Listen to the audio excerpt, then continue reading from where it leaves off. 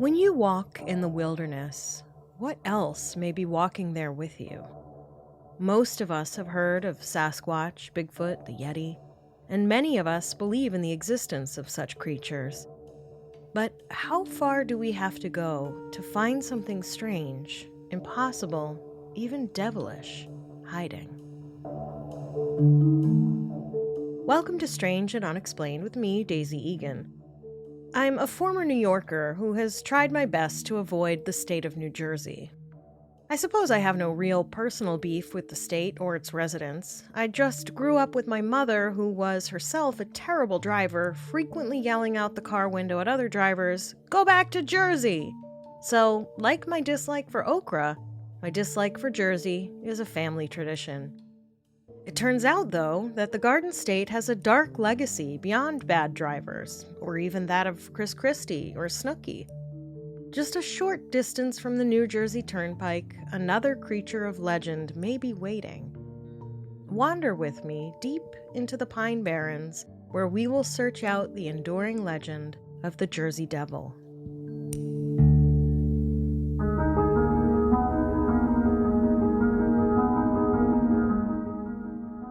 The Jersey Devil. Even the name conjures satanic images. Mind you, that isn't its only name. It has been called a number of things over the years. The Hoodle Doodle Bird, the Wozel Bug, and the Leeds Devil, among them.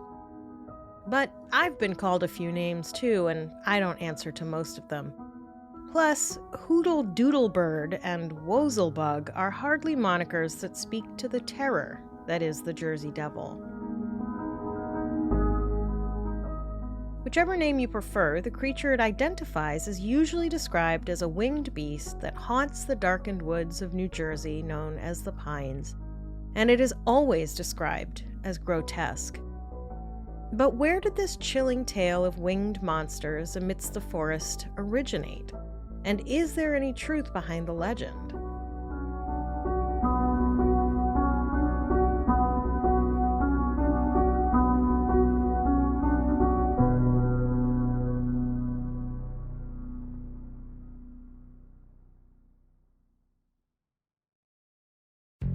Strangers, by now you already know that Miracle Made has sheets. In fact, I know a lot of you have them because you DM me to let me know how much you love them. But did you know that Miracle Made also makes pillowcases and comforters? It's true.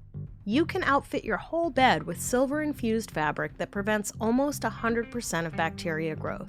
I love my Miracle Made bedding. I love it so much that the one night I spent at a hotel recently made me miss my Miracle Made bedding even more. And because the fabric is self-cleaning, that means less laundry, fewer colds, and cleaner skin. Miracle Made Sheets lets you sleep in luxury without the high price tags. With a selection of beautiful colors, you can find sets for any decor. Go to trymiracle.com/strange to try Miracle Made Sheets today. And whether you're buying them for yourself or as a gift for a loved one, if you order today, you can save over 40%.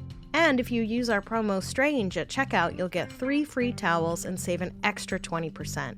Miracle is so confident in their product, it's backed with a 30-day money-back guarantee. So if you aren't 100% satisfied, you'll get a full refund. Upgrade your sleep with Miracle Made. Go to trymiracle.com/strange and use the code STRANGE to claim your free 3-piece towel set and save over 40% off. Again, that's trymiracle.com/strange to treat yourself. Thank you, Miracle Made, for sponsoring this episode.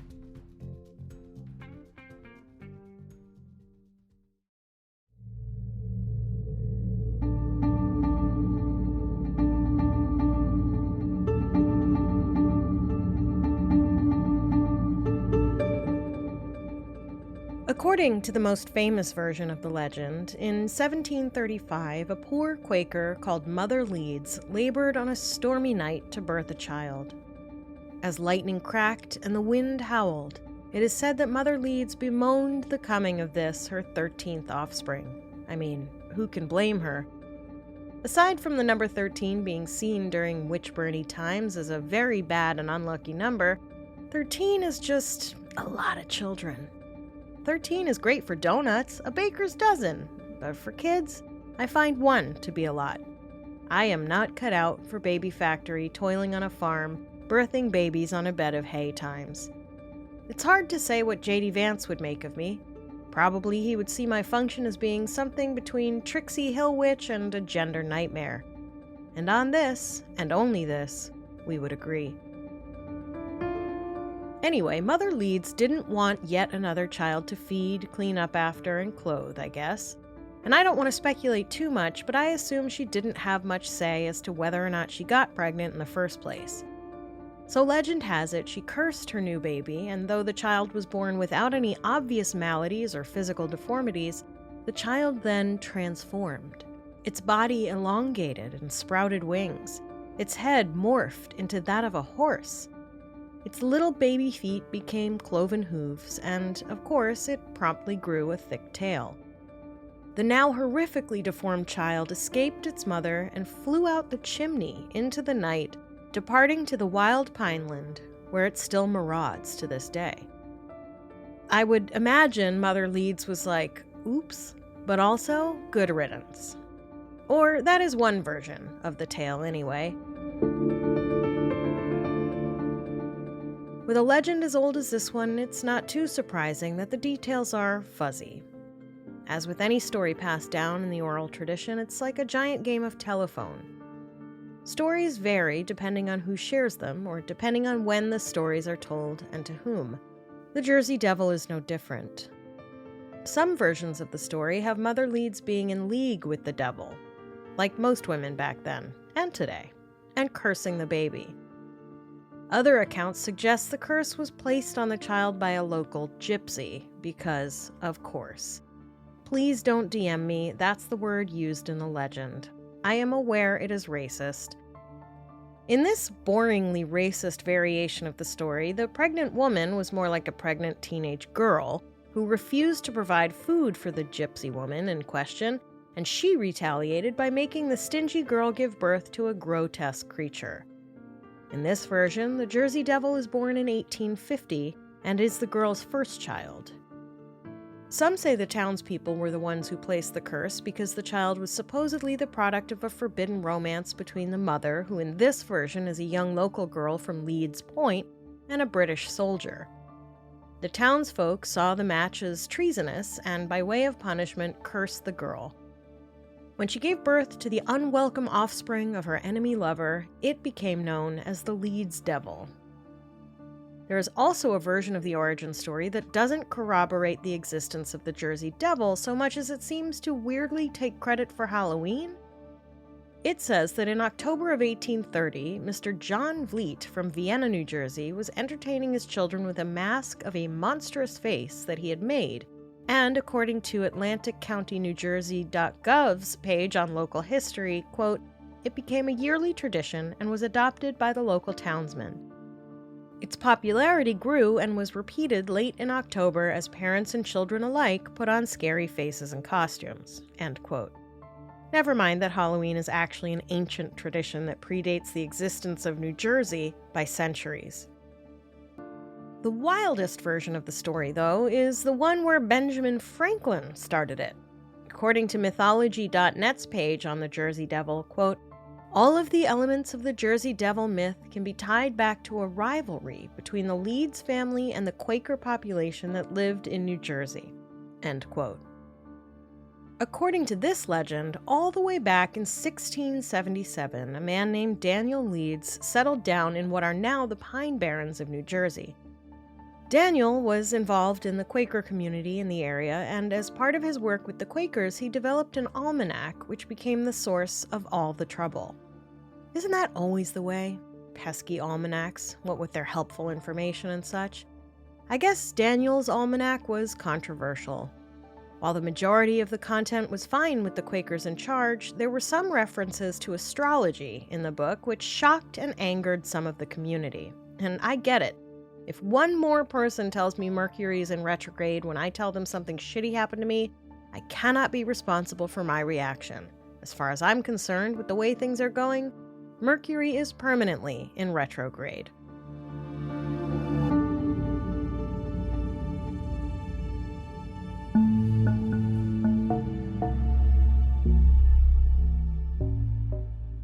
I know this will come as a surprise, stranger, but the general population of the northeastern seaboard in the late 1600s was critical of mysticism of any kind.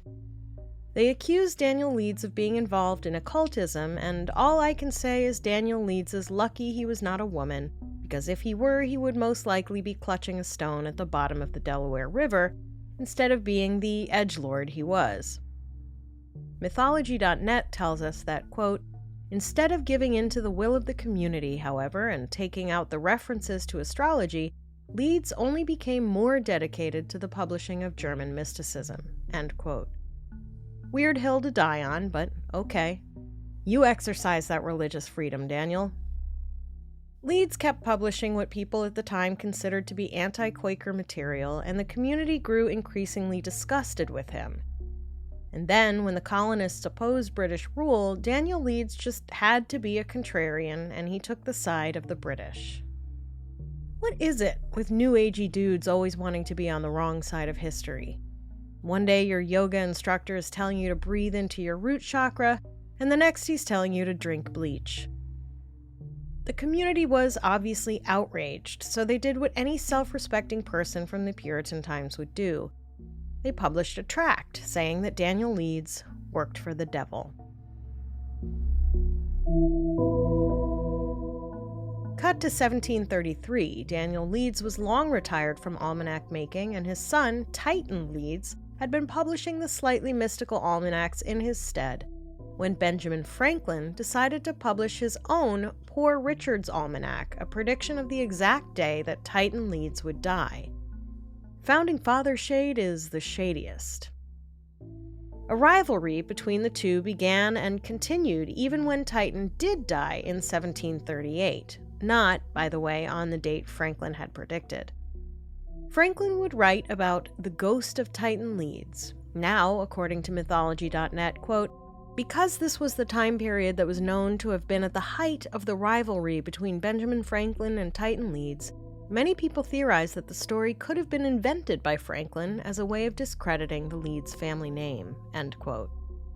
Phew! Kendrick Lamar and Drake have nothing on this powdered wig almanac beef of the 1700s. Whatever its origin may have been, the Jersey Devil has spent the last 2+ centuries cementing itself as a bona fide folktale with teeth, as it has been credited with making crops fail, drying up the milk cows and causing droughts, as well as being blamed for treetops being blown clean off, streams boiling, and the requisite death of livestock. In some stories, the Jersey Devil only shows up every 7 years to wreak some havoc. Some look at the sightings of the Jersey Devil as an omen of war and disaster. As we are ever on the brink of war and disaster, though, that seems convenient. The various sightings of the Jersey Devil that have been reported over the years have lent strength to the belief in its existence. In one early sighting, U.S. naval hero Commodore Stephen Decatur visited Hanover Mill Works in Hanover Township to check on some cannonballs he was having made. The estimable Commodore stopped by the firing range when he reported seeing a flying creature. He did what any naval hero in his position would do: he shot a cannon at it. Whether he hit it or not is unclear. I'm assuming not, because a cannonball would have obliterated anything it hit, right? And the Jersey Devil sightings just kept on coming. I guess the Commodore wasn't a great shot? In another popular sighting, one Joseph Bonaparte reported seeing the Jersey Devil. Joseph Bonaparte was Napoleon Bonaparte's brother. Not only that, but he was installed by Napoleon as King of Naples and later King of Spain. When Napoleon fell, Joseph saw fit to get the heck out of Europe and settled in New Jersey. Imagine having been king in 2 separate countries and still only ever being known as Napoleon's brother. And then imagine being a king and ending up in Bordentown. It kind of seems like the very early witness protection situation. So, Joseph saw the Jersey Devil while hunting in the woods near his Bordentown, New Jersey home. Or some say he was actively hunting the creature when he encountered it. I don't know, because there is literally nothing else about this encounter anywhere at all. Cool. If he was hunting it, I guess he wasn't a great shot either. One of my favorite tales of the Jersey Devil links the creature to the ghost of another larger-than-life character, the legendary pirate Captain Kidd, and one of his victims. The Delaware Yachtsman League maintains a website, and on that website it says, quote, "The infamous Captain Kidd is reputed to have buried treasure in Barnegat Bay. Legend has it he beheaded one of his men to guard forever his buried treasure. Accounts claim the headless pirate and the Jersey Devil became friends and were seen in the evenings walking along the Atlantic and in nearby marshlands." End quote.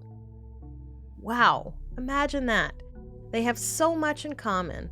One deformed at birth, the other disfigured at death, each sharing an abiding love for shadowy pinelands and stinky marshes. I can see the Buddy movie starring Ryan Reynolds and Adam Driver now. Sadly, as thrilling as this account is, it is, again, the only account I could find of its kind. Sounds like a flight of demonic fancy to me. And there are so many accounts of the Jersey Devil that are like this. Several sources mention the Jersey Devil serenading a mermaid in 1870, which is even more fantastic than the Jersey Devil hanging out with a headless ghost. But these accounts are generally disappointingly lacking in any detail. There's also a story that the Jersey Devil had ham and eggs with a Republican judge, and honestly, this would be the least far-fetched thing about a Republican judge that you could convince me of today. Still, while it conjures a bizarre image and makes one wonder what they talked about, these few vague stories seem to be all that is out there about the Jersey Devil. Until 1909.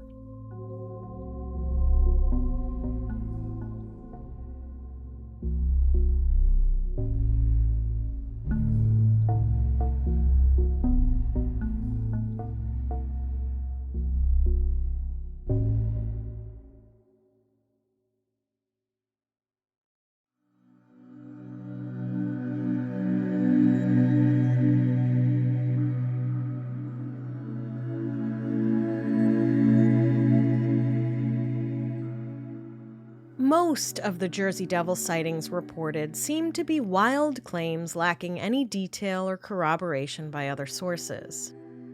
But then, in 1909, all of that changed when there were 30 reports in the paper in the first week of January alone. These reports followed a sighting reported by Trenton Councilman E.P. Whedon woke to the sound of flapping wings outside his window, and upon investigation said he found cloven hoof prints in the snow. Once this sighting was published, hundreds of other people reported seeing the Jersey Devil too. People reported seeing, hearing, or finding evidence of the creature in Pennsylvania and Delaware, as well as near Trenton, New Jersey. Was the Jersey Devil traveling along the Delaware River to Maryland, Pennsylvania, and Delaware?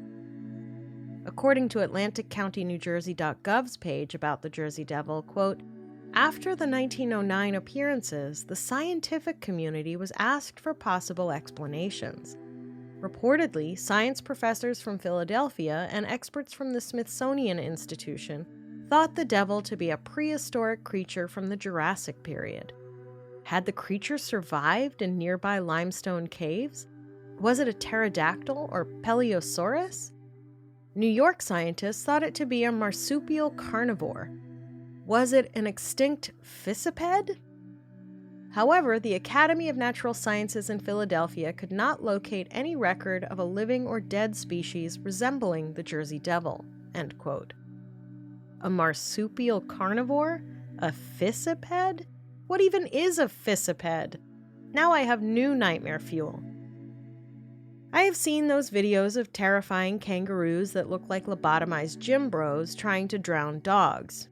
Now I can add to the image some long, sharp canine teeth tearing flesh from bone. I don't know about you, stranger, but the Jersey Devil is starting to sound scarier by the minute.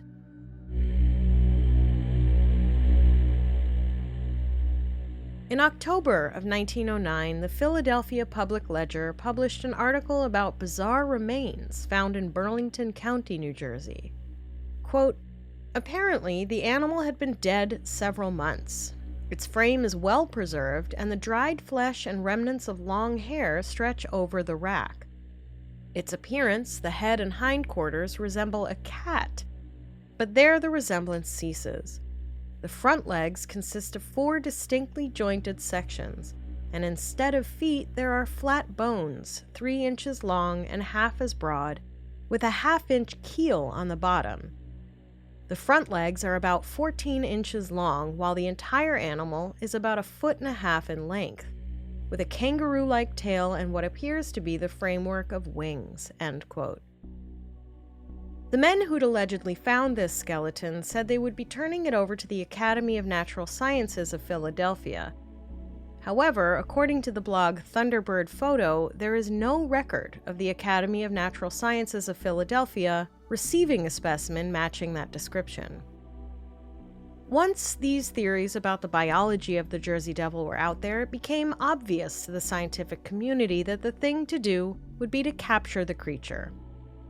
Given the attitudes, research, and zoological trends of the time, I assume the plan would be to keep the thing in the teeniest cage imaginable so passers-by could pay gawking money, and then to eventually study it in the Philadelphia Zoo's recently established Penrose Research Laboratory, by which I mean they would dissect, vivisect, and otherwise sect it. To sweeten the deal and help the public feel involved, the Philadelphia Zoo's superintendent, Robert D. Carson, offered a $10,000 reward for the capture of the elusive creature.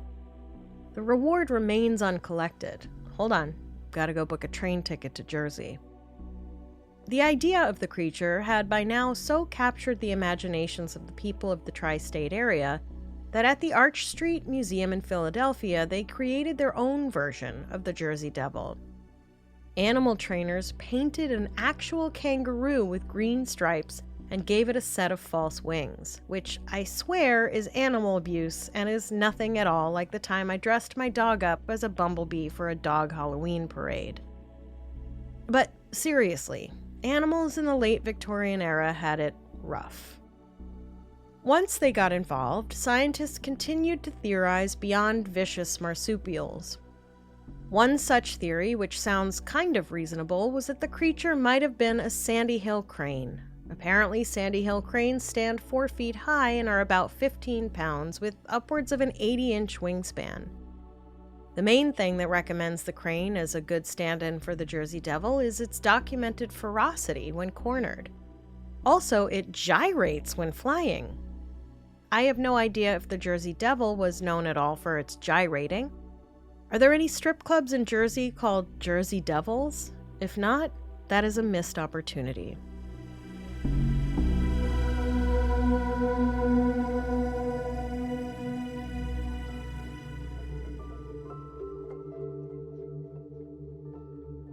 By the 1920s, the Jersey Devil had become a local legend, with reports ranging from mysterious animal sightings to strange occurrences, and at long last, the first photographic evidence was produced. In 1925, a farmer in Greenwich Township shot and killed a mysterious animal that had been preying on his chickens, but not before he snapped a photo. Over 100 people attempted to identify the creature from that photograph, but no one could conclusively say what it was. I'd like to imagine the conversations went something like this. "Say, Doris, did you get a gander at that photograph of the hoodle-doodle bird? What a pair of gams on that cockamamie pussycat. He's no looker, I'll tell you that. What do you think it is?" "Hiya, Ethel. I saw that woozle bug and nearly passed out. I had to have a gasper to steady my nerves. I don't have a clue, Ethel, old gal. Say, let's go cut a rug Friday night." And so on. The sightings of the Jersey Devil continued to roll in through the years, peppered with a few truly harrowing accounts. According to a piece on urbanlegendsonline.com, quote, "In 1927, a cab driver on his way to Salem got a flat tire. He stopped to fix the tire. As he was doing this, a creature that stood upright and was covered with hair landed on the roof of his cab. The creature shook his car violently. He fled the scene, leaving the tire and jack behind." End quote. Likely shouting, "Not today, Bob," as he ran. Then there was this credible account also found on urbanlegendsonline.com. Quote, "Philip Smith, who was known as a sober and honest man, saw the devil walking down the street in 1953, end quote. Just walking down the street, like any cryptid would, probably window shopping. And there have been numerous other reports of the Jersey Devil over the years as well. There was the invasion of Gibbsboro in 1951, where people purportedly saw the devil over a 2-day period. There was the farm in 1966, where 31 ducks, 3 geese, 4 cats, and 2 dogs were killed by the devil. There was a sighting in 1981 by a young couple who said they saw the devil at Atzian Lake in Atlantic County. But so many of the sightings of the Jersey Devil over the decades were more soundings or hearings. Are those words? You know what I mean.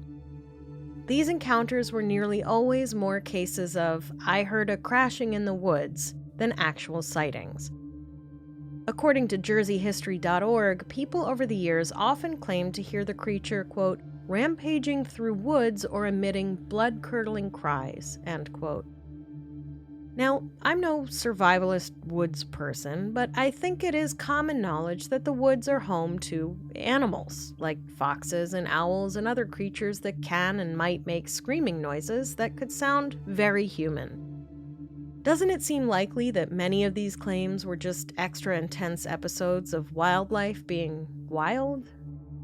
I recently went on a camping trip with my family, and at one point I sneezed so loud and with such ferocity I followed it with, "And that's why people believe in Bigfoot."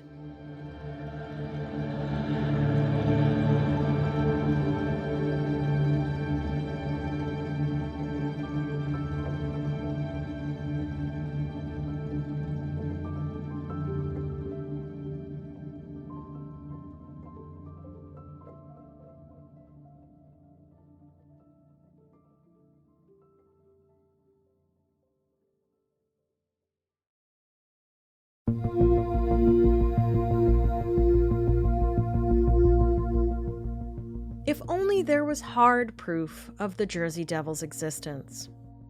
Turns out there has been what some believe is hard proof. In the late 1950s, workers from the Department of Conservation found something strange in the pines. It was the burned remains of something. According to unexplainable.net, quote, "the creature was only a partial skeleton, but had massive hind legs, giant wings, and the remnants of what appeared to be burned feathers. Unable to identify the creature, it was temporarily labeled the final resting place of the Jersey Devil," end quote. Despite the determination that the men had found the Jersey Devil's final resting place, sightings of the Jersey Devil continued, which means one of a few things. A, the remains the men found in the pines did not belong to the Jersey Devil, in which case, what the hell was it? B, the Department of Conservation workers were pulling a prank. Or C, maybe that was just one of a family of Jersey Devils.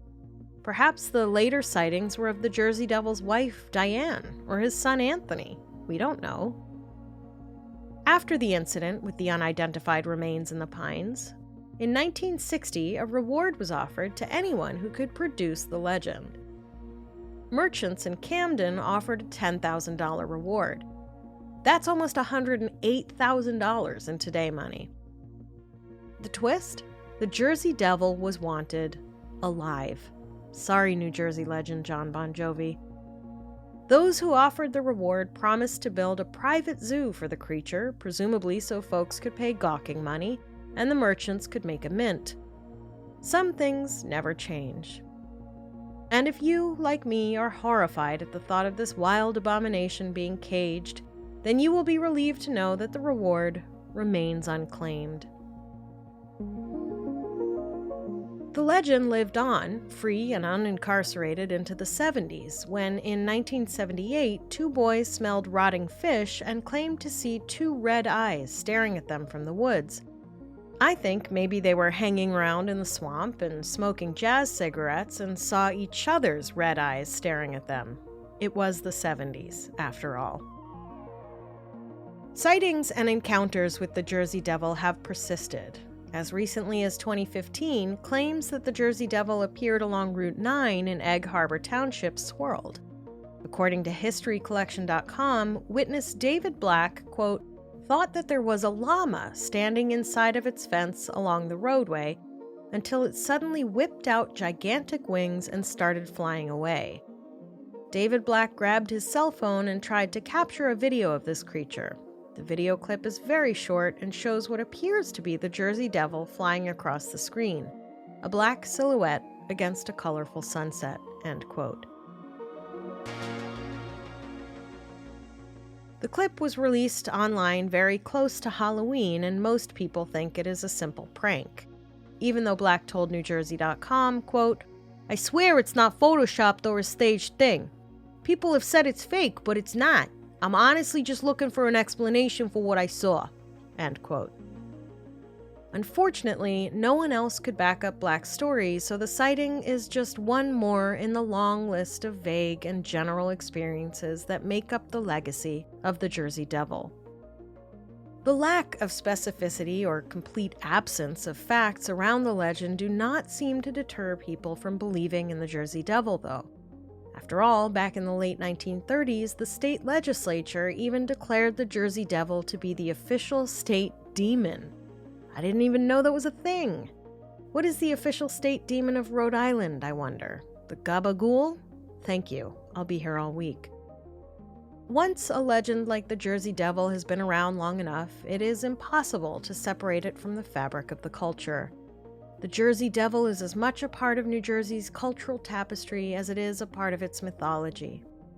There was even an X-Files episode in 1993 about a whole family of Jersey Devils. I would be remiss if I didn't point out the similarities between the Jersey Devil and the Mothman. The descriptions sound remarkably alike, and not for nothing, but West Virginia and New Jersey are only about 250 miles apart.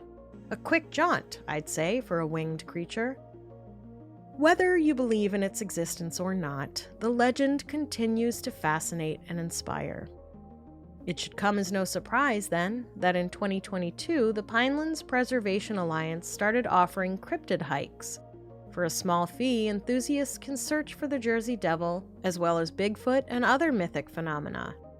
At this point, the Jersey Devil is more like a mascot than a demon, and the locals and local governments simply lean into the stories rather than trying to dispel them, as they may once have done when the Pine Barrens were unfavorably associated with crime and outcasts. In the end, skeptics can point to rational explanations for the noises and the weird sightings all day, but the legend of the Jersey Devil is made of hardy stuff. The tale of a monster born from curses and folklore, living in the shadowy corners of the Pine Barrens, won't be brought down by a little thing like facts or evidence. Maybe no one has been able to prove its existence, but no one has been able to prove it doesn't exist either. And it is in that murky gray where the Jersey Devil perches, waiting to swoop out when we least expect it.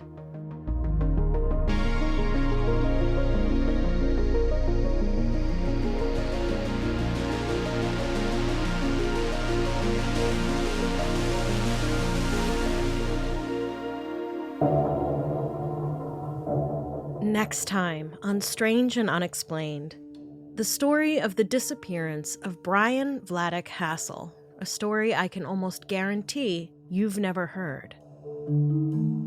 Strange and Unexplained is a production of Three Goose Entertainment with help from Grab Bag Collab. This episode was written by Eve Kerrigan and me, Daisy Egan, with research by the Strange Research Squad. Sound engineering and mixing by Henry Lavoie. If you have an idea for an episode, head to our website, strangeandunexplainedpod.com, and fill out the contact form. I will write back. For more amazing content, join us at patreon.com/grabbagcollab, where for just $5 a month, you get all the Grab Bag exclusive shows, and for $8, you get those, plus Amber Hunt's Crimes of the Centuries and Strange and Unexplained early and ad-free. Grab Bag is an all-female and non-binary owned profit share network where our contributors get to keep ownership of their shows. We strive to give a platform to those who might not be able to land themselves on bigger networks. Who knows, maybe you have a podcast idea you'd like to pitch to Grab Bag.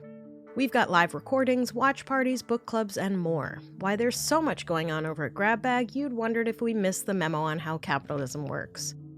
Join me on Instagram at SNUPod, Daisy Egan, and Grabbag Collab, or head to the Facebook page to join in the conversation.